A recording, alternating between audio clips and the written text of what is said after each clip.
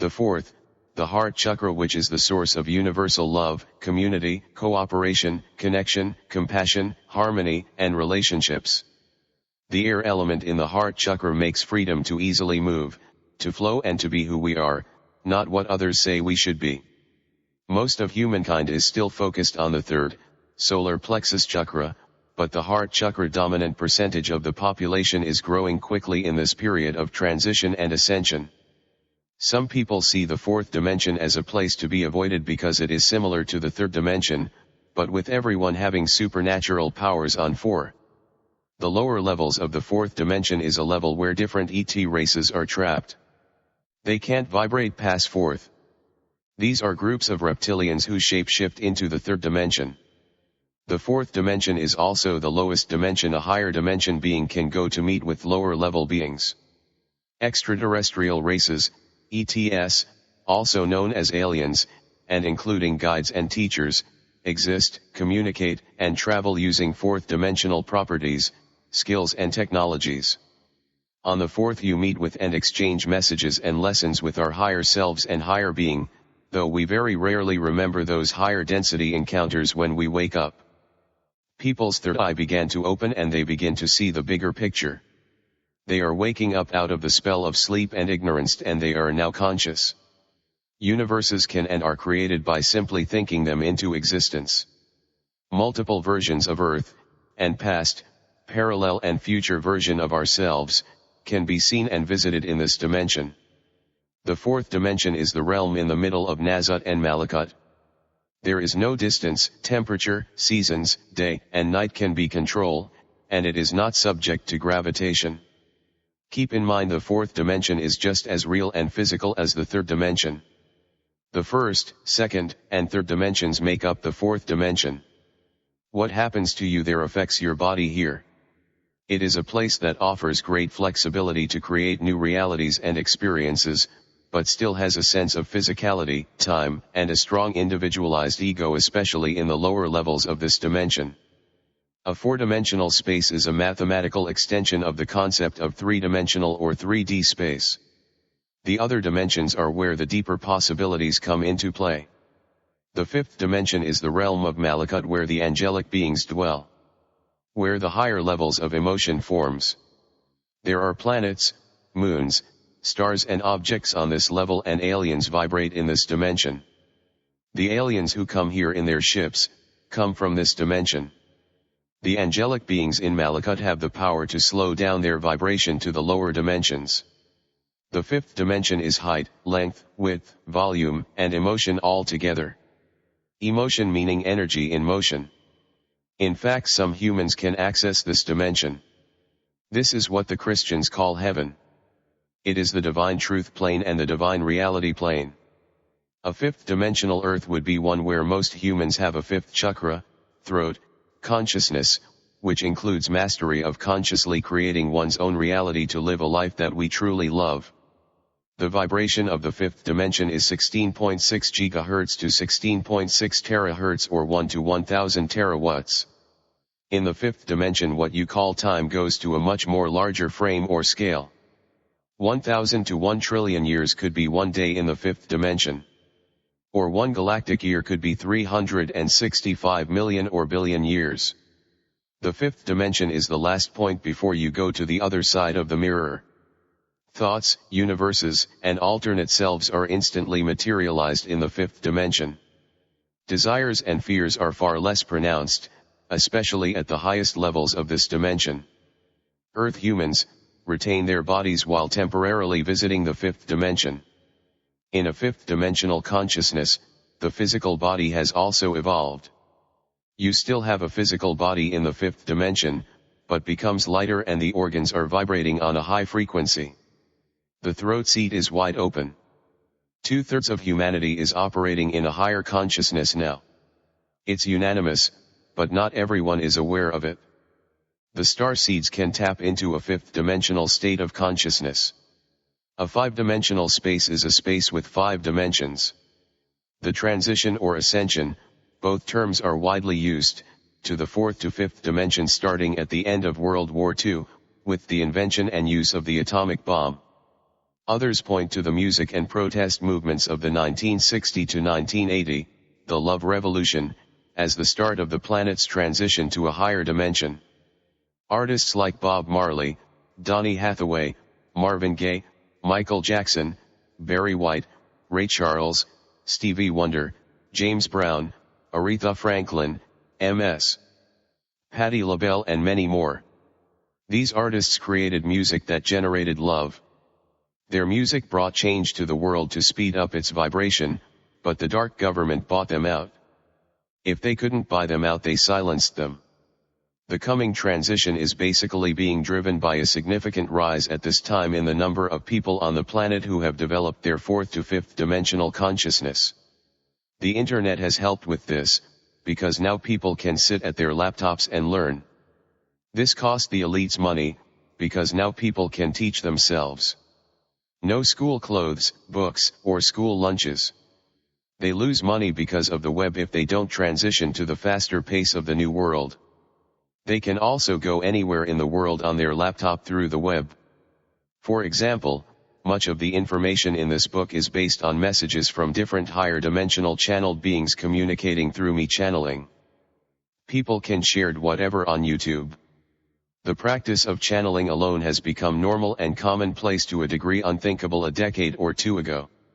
Higher dimensional beings, including extraterrestrials, spiritual guides, angels, and others, in 1945 they started to take much more interest in our planet at that time and have been working to prevent us from destroying ourselves ever since.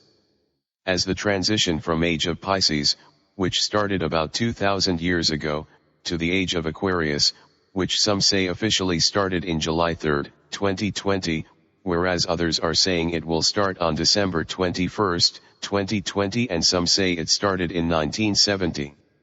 The fifth dimension has higher vibrational beings who operate from unconditional love and oneness, which is often likened to heaven on earth, or a lucid dream in which you have complete control to create anything you want. Some of these beings say that our present shift to a higher dimension was a decision made by Mother Earth, or Gaia, after experimenting with the lower third dimension for many thousands of years. From this perspective, you humans, along with plants and animals, are being pulled into the fourth to fifth dimension by the planet. Some say the sun is also helping with this. Others say that the universe and everything in it is always ascending and expanding.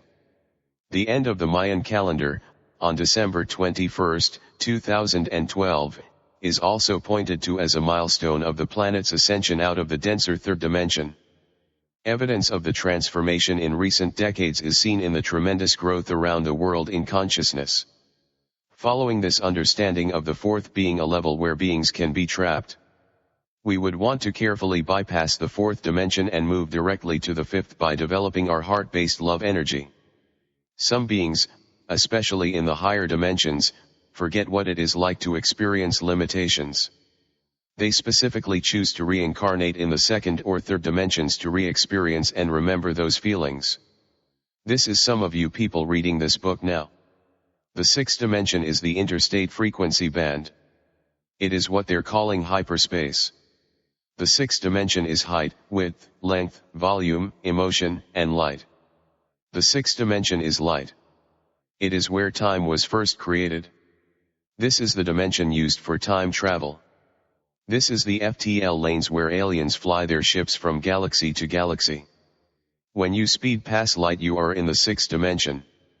This dimension vibrates from 16.6 terahertz to 16.6 exahertz or 1 to 1000 exawatts. This is the dimension where stars, which are suns, are created. Light is created in the sixth dimension at around 200 to 400 terahertz at the low frequency of the color of red. Then manifest in the second, third, fourth, and fifth dimension through the spirit body in the brain. You see into out, not out to in. Meaning what you see is frequencies being converted by the brain into thoughts. In the sixth dimension, over 99 trillion colors exist. After 880 terahertz you go past the speed of light. In the sixth dimension, time stops. There is no more time after 880 terahertz. The sixth dimension is where light and color come down through the other dimensions. Once you go past 880 terahertz you can travel through time. Most beings in the sixth dimension have no physical bodies after 200 terahertz. Once you're vibrating at 200 terahertz 3 1/3 terawatts or higher, the physical body change into light. They only have light bodies that are based on their emotional, astral, and mental energy bodies. For someone looking at them from the third, fourth, and fifth dimension they would look like light or a mist, but for someone on the same frequency they would look physical with shape, color, sound, and size. The sixth dimension is the galactic interstate with 9 lanes. This is also the dimension that the highest ranked draconian reptilian can vibrate. They are trapped in this dimension and want out. They use their followers to control and try to take over the lower dimensions. They need the energy from these lower beings to get off the sixth dimension, because they are trapped on sixth. After 14.6 terawatts you go past the speed of light. You must speed past 880 terahertz, which is 186,282 miles per second. After 880 terahertz time stops and light color goes into a higher spectrum. Photonic life forms, also called photonics, were any form of sentient life based on particles of light and energy, hence they were a type of non-corporeal life forms. While some photonic life forms were naturally occurring, most encounters were artificially created, and often non-sentient holograms. Photonic beings lived in a photonic lattice and inside a protostar in the Delta Quadrant. While studying the star, the Dark Fleet realized that these energy signatures were indeed life, and one being. Another naturally occurring photonic species existed in a trans-dimensional realm and was unaware of the existence of biochemical life forms. They were capable of being injured or killed by the holographic photonic-based weapons, which are laser weapons. In the seventh dimension, you have access to the possible worlds that start with different initial conditions. Whereas in the fifth and sixth, the initial conditions were the same and subsequent actions were different, here, everything is different from the very beginning of time. In the seventh dimension there is no time.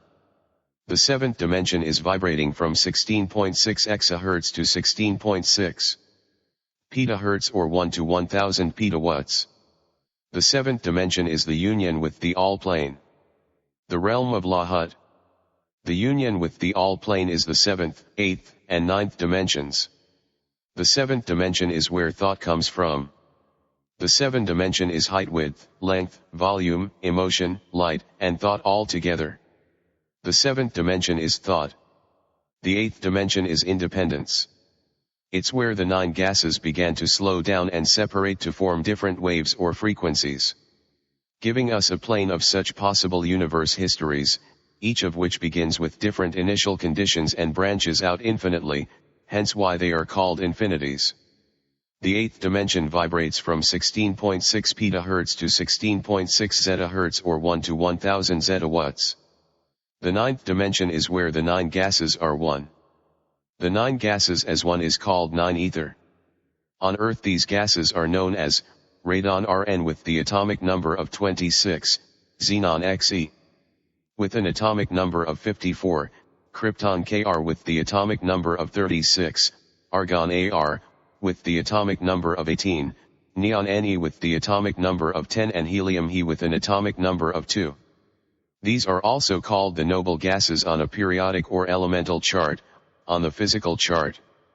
However, on the ethereal chart they are listed as E2, E10, E18, E26, E36, and E54. 9 ether is the most potent power in the universes. 9 ether is the original creator, who grew all the universes. 9 ether beings utilized the force that yield energy versing energy into one form, the universe. Primary creation before the lightest atom, hydrogen, energies existed, as a form of energy existing in the form of gases, 9 levels of them. The ninth dimension is where evolution began. The evolving of existence from density to matter to atoms to cells, to organisms, to bodies. The ninth dimension is where the breath of life comes down from the one soul. Primary creation was performed by 9 ether beings called the Etherians, whose science is Nwapua, 9 ether. There is no number higher than 9. 9 ether is conscious gases. We can compare all the possible universe histories, starting with all the different possible laws of physics and initial conditions. After this the dimensions loop. The ninth dimension vibrates from 16.6 zettahertz to 16.9 yottahertz or yottawatts. It's said that many of the characteristics of the first dimension, described above, are similar to those of the last or highest dimension, which creates a loop. The lowest forces of energy, which are the finer things, that give man and nature vitality and the ability to grow and reproduce. When one exists in any of these planes beyond the third dimension, he is referred to as an ascended being because he or she has ascended to a higher plane as a form of intelligent energy or pure light. It appears that the various planes of existence not only delegate the powers an ascended being has, but also his level of understanding or overstanding of the universe and his degree of enlightenment.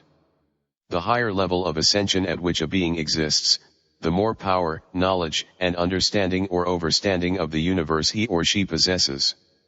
When you ascend, you begin to see things, in a way you never could have before. There are many planes of existence between human existence and ascension. The fifth, seventh, and ninth dimensions of existence in which the ascended reside is inhabited by several different ascended races, but 7 to 9 is inhabited in large part by the Riskians ancients, and was also inhabited by the Draconians Ori, until they were trapped on the fourth and sixth dimensions. These two foreign races were in fact of the same species, that is to say, the first evolution of humans, Riskians and Alterans, or all the same family, but they differ due to their opposing beliefs and method of ascension. The ascended plane of existence have several levels and ranks, evident because some ascended beings must have more abilities than others. Those that have been ascended for a long time, or who ascended of their own wisdom, obtain a higher ascension. Ascension doesn't make you all-knowing or all-powerful. It is just the beginning of the journey. This journey or path to enlightenment, the one on the road to the great path, which is the ultimate level of ascension a being can reach. This ultimate level, however, can never get a being to the level of being complete omnipresent, omnipotent, and omniscient, but is something that ascended beings still endeavor to achieve. There is some beings on a higher plane of existence than ourselves, and there is an order of beings higher than them. Galactic law stated that no ascended being shall help a lower ascend. Although higher ascended beings have the power to kill lower ones. And those beings who vibrate on the fifth and down can be killed.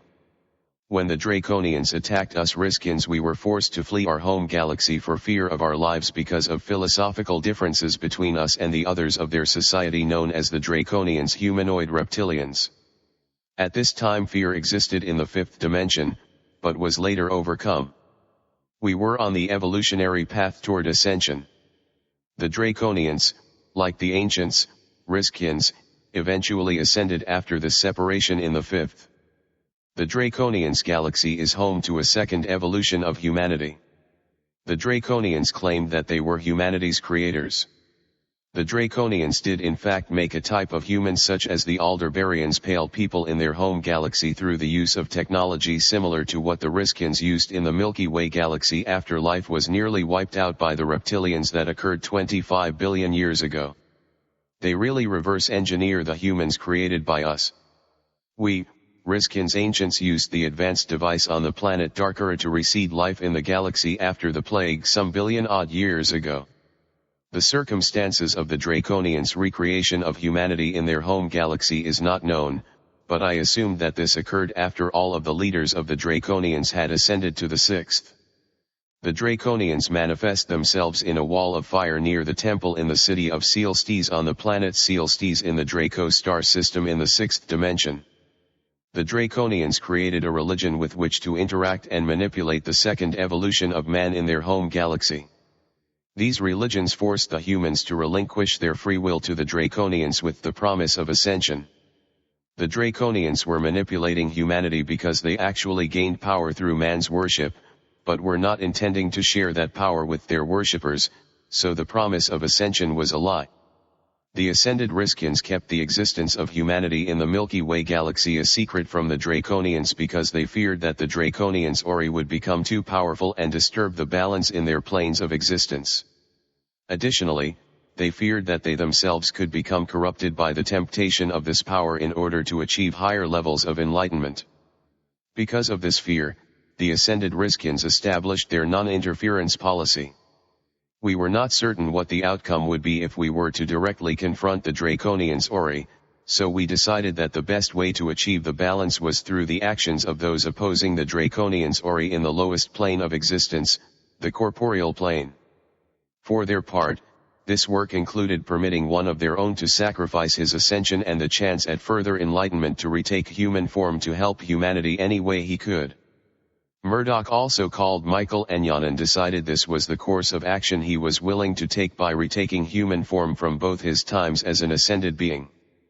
Yanan was given the opportunity to keep some of his advanced knowledge as a human, but that knowledge was not permanent and was life-threatening because the human brain is not physically designed to harbor or use such knowledge. Any of the ascended beings who have selected to return to human form are aware that their trip is most likely dangerous, because those who work for the Ori will easily spot them. However, the ascended are not against interfering in the lower planes if they feel there is a significant enough threat caused by one of their own descended beings. One example is when they sent Murdoch to stop Merlin's, Inky, creation of a device that could kill ascended beings.